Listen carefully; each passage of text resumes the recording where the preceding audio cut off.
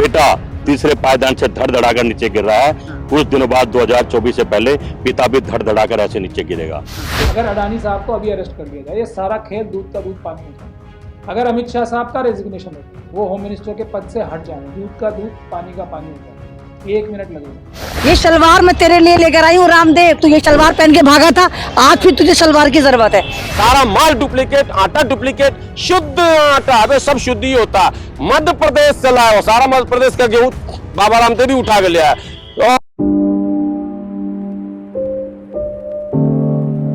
ये शलवार मैं तेरे लिए लेकर आई हूँ रामदेव, तू ये शलवार पहन के भागा था, आज फिर तुझे शलवार की जरूरत है ना। मुतांजलि चीज, कुत्ते का पेशाब, सुअर का पेशाब, अपना पेशाब, गाय का पेशाब, पता नहीं 72 तरह के पेशाब डाल के दवाएं बनाता है। इसके पूरे खानदान का शजरा निकाल लो, मोदी जी के पूरे खानदान का शजरा निकाल लो, RSS के पूरे खानदान का शजरा निकाल लो। इनके सर की जू ने भी आजादी में कोई योगदान नहीं दिया। दिल्ली पुलिस ने इसको उठाकर लिटा कर कैसा पेला था, अब ये भागता कैसे भागता। कानिये बाबा ने एक औरत का पूरा सूट पहना, शलवार पहनी, घूंघट निकाला और भाग गए। ये भगते हैं भक्त, और शाहरुख खान ने, पठान ने भक्तों को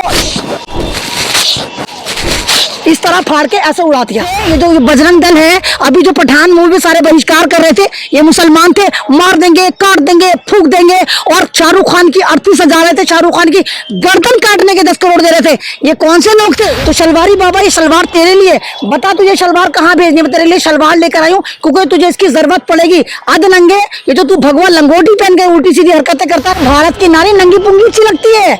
इसने कहा कि अगर भारत की नारी कपड़े ना पहने तो उसको ज्यादा खूबसूरत लगती है। बददुआएं लगनी शुरू हो गई हैं।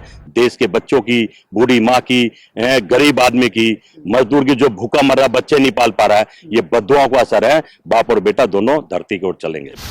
बेटा तीसरे पायदान से धड़ धड़ाकर नीचे गिर रहा है। कुछ दिनों बाद 2024 से पहले पिता भी धड़ धड़ाकर ऐसे नीचे गिरेगा। 2 तारीख को हम जो है जगह जगह पे, जहाँ जहाँ भी है पूरे देश के अंदर जो LIC के ऑफिसेज हैं, वहां पर जाकर के हम धरना प्रदर्शन करेंगे, मुजाहिरा करेंगे, बैंकों पे करेंगे। पूरे भारत का पैसा नोटबंदी में आपने सारा उसके घर में झोंक दिया, उसकी कंपनी में झोंक दिया, और वो कंपनी खलास हो गई, बंद हो गई, खत्म हो गई है। पार्लियामेंट के अंदर हंगामा हो रहा है, आप ये कह रहे हैं उनके खिलाफ, जो भी आपके खिलाफ बोलता है आप उसे देशद्रोही करार दे देते हैं। वही जो पहले भारतीय जनता पार्टी के लोग कर रहे थे, वही अडानी भी कर रहे हैं।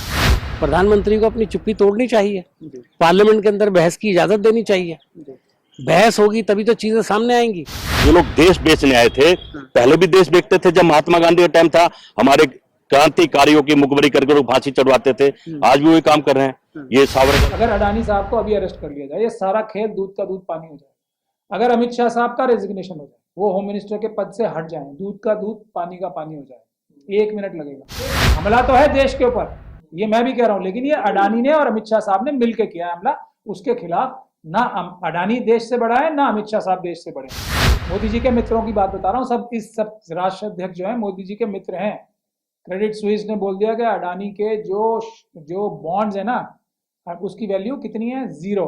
अमित शाह साहब ने मोदी जी से फोन कराया, आपने FPO की बात की ना, तो मैं बता रहा हूँ $400 मिलियन तो जो UAE के शेख हैं उन्होंने दिए। ये चांग चुंग लिंग कौन है, इसका पता लगना चाहिए। ये है असली इसका मुद्दा, जो चाइना ने हमारे देश के खिलाफ साजिश की है अडानी साहब के साथ मिलकर। अमित शाह भी नंबर 2 है, ये भी बेचारा दुनिया में नंबर 2 ही बन पाया ना, 2 नंबरी आदमी 2 नंबरी ही बन पाया। ये है मेन बात। अगर एक तरीके से देखा जाए तो मौजूदा सरकार मोदी जी ना चला के अडानी जी चला रहे हैं। LIC का पैसा अडानी जी को दिया जा रहा है, SBI का पैसा अडानी जी को दिया जा रहा है। तो ये कहीं ना कहीं साजिश है, और कहीं ना कहीं हमारे देश के जो आम व्यक्ति का पैसा है उसके साथ धोखा किया जा रहा है। उन पे कोई फर्क नहीं पड़ेगा। और मजे की बात ये है कि जो फर्क पड़ेगा वो आम आदमी पे फर्क पड़ेगा, फर्क गरीब पे पड़ेगा, फर्क मजदूर पे पड़ेगा, फर्क किसान पे पड़ेगा, क्योंकि अडानी का तो अपना कुछ पैसा है नहीं। बैंक की देनदारी की बात की जाए, कर्ज की बात की जाए, तो सबसे ज्यादा कर्ज उन्होंने ले रखा है। लगभग 1/4 जो RBI का जो फंड है वो अडानी जी के हाथ सरकार ने गिरवी कर रखा है। भारत क्यों नहीं पूछ रहा बाबा रामदेव से कि आप टीवी चैनल पर कह रहे थे बच्चों तुम्हें 35 रुपए पेट्रोल चाहिए या 100 रुपए? बच्चों ने कहा 35 रुपए। कहाँ है 35 रुपए पेट्रोल? झूठ पर झूठ, फिर झूठ, बोले जाओ झूठ और बन जाओ संत। झूठ बोलने वाला संत हो जाएगा, दगा देने वाला संत हो जाएगा, दूसरों को अपमानित करने वाला संत हो जाएगा। कभी नहीं हो सकता। बताओ कि ये तमीज आपने कहां सीखी? आपके किस गुरु ने बताया कि दूसरे धर्म के लोगों के वेशभूषा, कपड़ा, पहनावा, खान पीन, दाढ़ी, मोछ, टोपी, पगड़ी पर आप जो है इस तरह की फफ्तियां कसोगे? मेरे दफ्तर में लगी हुई थी बाबा रामदेव की तस्वीर, उसको हमने उल्टा, क्योंकि वो आदमी उल्टा तो हमने उसका फोटो भी उलट दिया। सारा माल डुप्लीकेट, आटा डुप्लीकेट, शुद्ध आटा, अबे सब शुद्ध ही होता है। मध्य प्रदेश से लाया हो, सारा मध्य प्रदेश का गेहूं बाबा रामदेव भी उठा के ले आया। तो मोदी जी जब कहे दलितों को मत मारो, चाहे मुझे मार लो, समझो दलित गया काम से, अब पीटेगा ही पीटेगा। और पीटा उसके बाद। धर्म पे न संकट था, न संकट है, न संकट कभी होगा। धर्म धारण कर। ये नेतन्याहू साहब है, बताइए अडानी जी को एक पोर्ट हवाले करने के लिए प्राइम मिनिस्टर आएगा कोई किसी कंट्री का? आपने श्रीलंका में देखा ना, श्रीलंका में वहां की पार्लियामेंट में ये मुद्दा उठा के मोदी जी ने फोन करके ये कॉन्ट्रैक्ट दिलवाया अडानी जी। ईडी, सीबीआई, जो रिजर्व बैंक ऑफ इंडिया और एनआईए और सेबी, अगर आपको ये लगता है ये ईमानदारी से काम कर रहे हैं तभी शेयर मार्केट में एक भी पैसा लगाएं, वरना बिल्कुल ना लगाएं। इसी दिन के लिए मोदी जी प्राइवेटाइजेशन करते थे। इससे अच्छा तो जो हमारी एयर इंडिया और ये सब चीजें पहले ही बेटर चल रही थी ना। पोर्ट्स हमारे बेटर चल रहे थे, एयरपोर्ट्स बेटर चल रहे थे। इन्होंने ऐसा कौन सा तोप चला दिया? $400 मिलियन यूएई का कोई शेख जो है ऐसे नहीं दे देता डूबती हुई कंपनी में, मोदी जी के नाम पे दिए। भारत के प्रधानमंत्री के नाम पे मोदी जी ने। ये चांग चुंग लिंग कौन है इसका पता लगना चाहिए। ये है असली इसका मुद्दा, जो चाइना ने हमारे देश के खिलाफ साजिश की है अडानी साहब के साथ मिलकर। अमित शाह भी नंबर 2 है, ये भी बेचारा दुनिया में नंबर 2 ही बन पाया ना। 2 नंबरी आदमी 2 नंबरी ही बन पाया, ये है मेन बात। आप एक एफआईआर करवा के दिखा दीजिए, बहुत मुश्किल है। अगर एफआईआर हो भी गया खाना पूर्ति के लिए तो उस पर कोई कार्रवाई करवा के दिखा दीजिए।